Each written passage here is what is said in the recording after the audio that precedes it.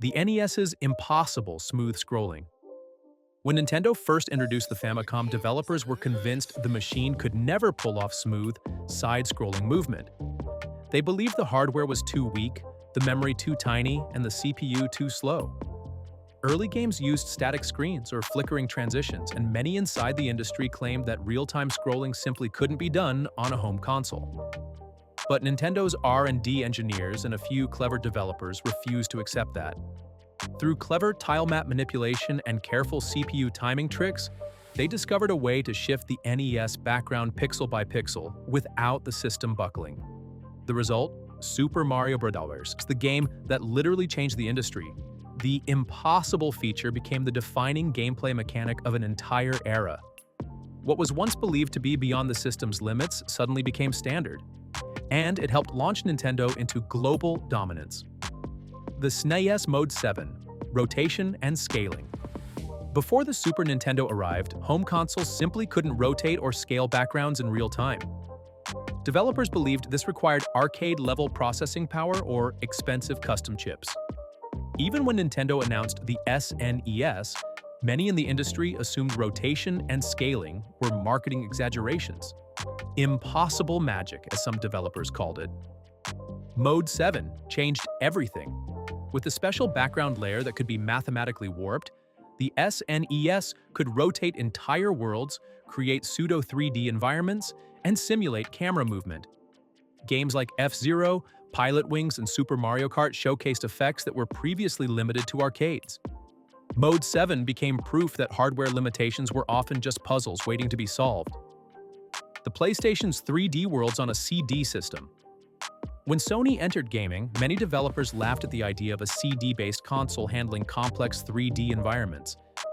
CDs were slow, load screens were painful, and polygon rendering was considered the domain of bulky arcade cabinets. Developers said real 3D gameplay was impossible for home hardware. But the PS1 included a geometry transformation engine, specifically designed to accelerate 3D. This single architectural decision made it possible for games like Metal Gear Solid, Gran Turismo, and Final Fantasy VII to exist. Sony proved that forward-thinking hardware design could erase limitations that developers once believed were permanent. The impossible became the blueprint for an entire generation. The Nintendo 64's analog stick precision. Before the N64, many developers believed that precise 3D control was impossible, using a handheld controller. D-pads worked for 2D, but 3D movement required more nuance, more micro-inputs, and more freedom. Everyone agreed. No home controller could realistically provide that. Nintendo shattered that belief with the invention of the analog stick on the N64 controller. Suddenly, Mario could tiptoe, jog, sprint, climb, and turn with an accuracy nobody had seen before. Developers said it couldn't be done. Nintendo responded by revolutionizing how players interact with games. Every console since has adopted some version of that impossible idea. The Dreamcast's online console gaming. At the end of the 90s, the idea of stable online multiplayer on a home console seemed absurd. Developers doubted the infrastructure, the modem speeds, and the reliability. Many believed online console gaming would be laggy, unstable, or too expensive to support. It was a PC-only feature, impossible for consoles. Then Sega launched the Dreamcast with built-in online capability, something no console had attempted at that scale. Games like Phantasy Star Online proved not only that online play was possible, but that console players wanted it. Even though the Dreamcast struggled commercially, it changed the future. Xbox Live, PlayStation Network, and Nintendo's online infrastructure all grew from Sega's impossible dream, the PlayStation 2 DVD playback. Before the PS2 launched, developers argued that combining advanced 3D gaming with DVI playback was technologically unrealistic at a consumer price. A console doubling as a movie player? They said the heat, power draw, and disc read speeds made it impossible. Sony proved them wrong. By designing the Emotion Engine with multifunctional processing paths, the PS2 could handle high-end games and DVDs simultaneously. This impossible feature became the PS2's Trojan horse. Millions bought the system because it was the cheapest DVD player on the market. What developers thought would break the console ended up helping it become the best-selling console of all time. The Xbox 360 cross-game party chat developers believed seamless voice chat across different games was unachievable.